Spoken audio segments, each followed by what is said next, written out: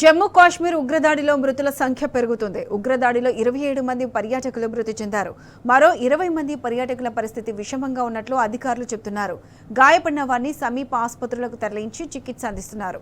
అనంతనాగ్ జిల్లా పెహల్గాంలో ఉగ్రవాదులు కాల్పులు జరిపారు. ప్రఖ్యాత బైసరిన్ వ్యాలీ చూసేందుకు వచ్చిన పర్యాటకులపై కాల్పులు చేశారు. దాడికి పాల్పడింది తామేనని టీఆర్ఎఫ్ ప్రకటించింది. ఆర్మీ దుస్తుల్లో వచ్చి 7 ఉగ్రవాదులు కాల్పులు జరిపినట్లు గుర్తించారు. ఇక జమ్మూ కాశ్మీర్ ఉగ్రదాడిలో హైదరాబాద్ వాసి మృతి చెందారు. మృతుడు ఐబీ అధికారి మనీష్ రంజన్ గా గుర్తించారు.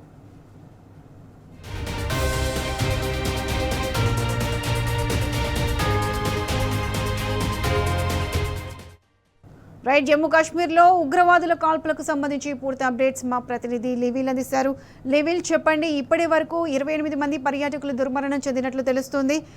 ప్రధాని మోదీ కూడా ఈ ఉగ్రదాడిని ఖండించారు. శ్రీనగర్కు అంటే అందరూ పెద్ద పెద్ద వాళ్ళ మంత్రులు అందరూ కూడా శ్రీనగర్కి చేరుతున్నారు. సో దీనికి సంబంధించి పూర్తి అప్డేట్స్ ఏంటి? జమ్మూ కాశ్మీర్ లో ఉగ్రదాడులకు సంబంధించి మృతుల సంఖ్య అంతకంతకు పెరుగుతుంది. దాదాపు 27 మంది పైచిలకు పర్యాటకులు ఇప్పటికే మరణించినట్లు వార్తలు వస్తున్నాయి. ఇంకో 20 నుంచి 25 మంది మృతితో పోరాడుతున్నట్లు కూడా మనకు అధికారుల నుంచి సమాచారం అందుతుంది. అయితే హైదరాబాద్ సంబంధించిన ఐజీ ఇంటెలిజెన్స్ బ్యూరోలో పనిచేసే రమేష్ రంజన్ కూడా ఉగ్రదాడిలో మరణించినట్లు కొద్దిసేపు క్రితమే సమాచారం అందింది. ఏదైతే జమ్మూ కాశ్మీర్ లో జరిగిన ఉగ్రదాడికి ఇప్పటికే హై అలర్ట్ ప్రకటించింది. కేంద్ర హోంమంత్రిత్వ శాఖ ప్రత్యేకంగా పర్యవేక్షిస్తుంది. అమిత్ షా ప్రత్యేకంగా శ్రీనగర్ కొద్దిసేపు క్రితమే శ్రీనగర్ చేరుకున్నారు. జమ్మూ కాశ్మీర్ లెఫ్టినెంట్ గవర్నర్ మనోజ్ సిన్హాతో పాటు అమిత్ షా ప్రత్యేకంగా పర్యవేక్షిస్తున్నారు. ఏదైతే ఉగ్రవాదులంతా కూడా పర్యాటకులకు టార్గెట్ గానే ఈ దాడులు జరిగినట్లు కూడా ఇప్పటికే ఎన్ఐఏ నేషనల్ ఇన్వెస్టిగేషన్ ఏజెన్సీ భావిస్తుంది. అందుకు అనుగుణంగా ప్రత్యేకంగా దర్యాప్తు కూడా జరుపుతుంది. ఈ ఉగ్రదాడులకు సంబంధించి అంటే టీఆర్పీఎఫ్ ఏదైతే ఉగ్రవాదుల సంబంధించిన సంస్థ టీఆర్ఎఫ్ ఉందో అది ఇప్పటికే మేమే ఈ ఉగ్రదాడి పాల్పడినట్లు కూడా వాళ్ళు ప్రకటించుకున్నారు. అయితే ఈ ఉగ్రదాడి ఎందుకు జరిగారు, ఏ విధంగా ఈ ఉగ్రదాడి జరిగింది అనే అంశం పైన కూడా ఇప్పటికే ఎన్ఐఏ ఇన్వెస్టిగేషన్ ప్రారంభించింది. ఇన్వెస్టిగేషన్ తో పాటు భద్రతా దళాలు ప్రత్యేకంగా గాలింపు చర్యలు కూడా ముమ్మరం చేశాయి.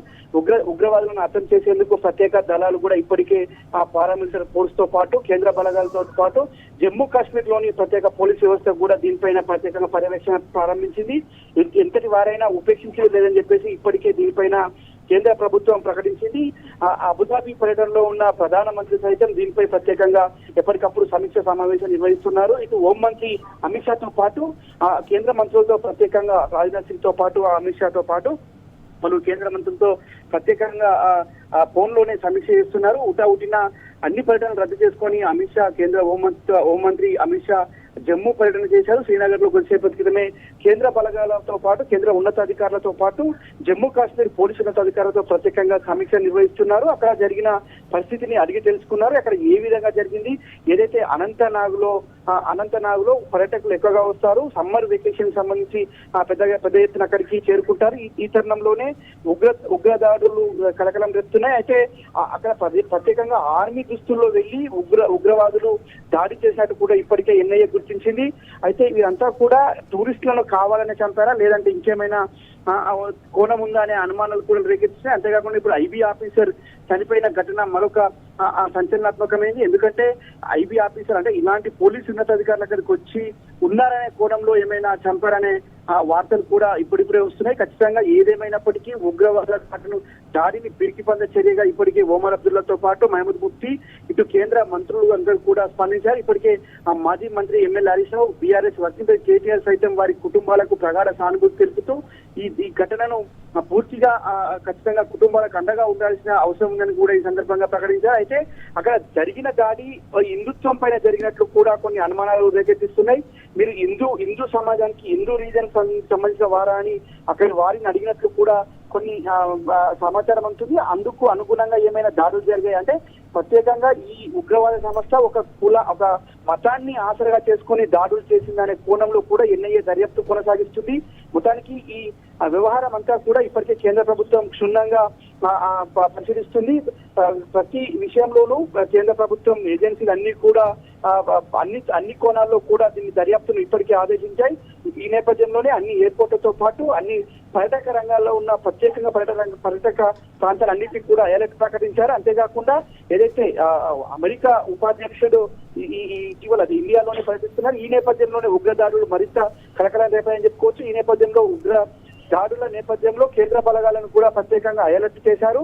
అన్ని రాష్ట్రాలకు కూడా ఇప్పటికే అప్రమత్తం చేసినట్లు కూడా కేంద్ర ప్రభుత్వంలోని అధికారుల నుంచి సమాచారం అందుతుంది. ఏదేమైనప్పటికీ ఉగ్రదాడి అనేది కేవలం పర్యాటకులను బేస్ చేసుకొని చేశారా, ఇంకేమైనా కోణం ఉందనే విషయంలో ఇప్పటికే ఎన్ఐఏ దర్యాప్తు బృందం అయితే దర్యాప్తు చేస్తుంది.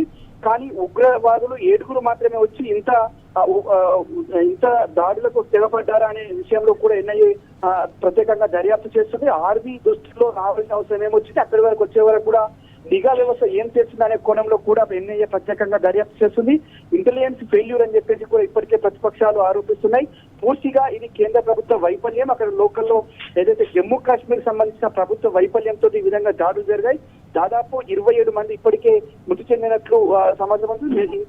ఇతరులకు పరిస్థితి కూడా విషమంగా ఉంది. చాలా మందికి బుల్లెట్ గాయాలు జరిగినట్టు కూడా మనకు సమాచారం అందుతుంది. వారంతా కూడా హాస్పిటల్లో చికిత్స పొందుతున్నప్పటికీ వారి ఏదైతే వారి అంతా కూడా ఇబ్బందులకరంగానే ఉంది. వారు కూడా చాలా సీరియస్ కండిషన్ లో ఉన్నారని చెప్పేసి కూడా సమాచారం అందుతుంది. కేంద్ర హోంమంత్రి అమిత్ షా మాత్రం ఎప్పటికప్పుడు శ్రీనగర్ నుంచి మానిటరింగ్ చేస్తున్నారు. అక్కడ ఎలాంటి దాడులకు మరొకసారి దాడులు జరగకుండా నిఘానైతే పెంచారు. కేంద్ర బలగాలను కూడా ఎప్పటికప్పుడు అప్రమత్తం చేస్తూ అన్ని రాష్ట్రాలకు కూడా ఇప్పటికీ ఆదేశాలు జారీ చేశారు. పర్యాటక రంగాలకు కూడా ప్రత్యేకంగా నిఘా పెంచారు. ప్రతిషా రైట్ లిబిన్.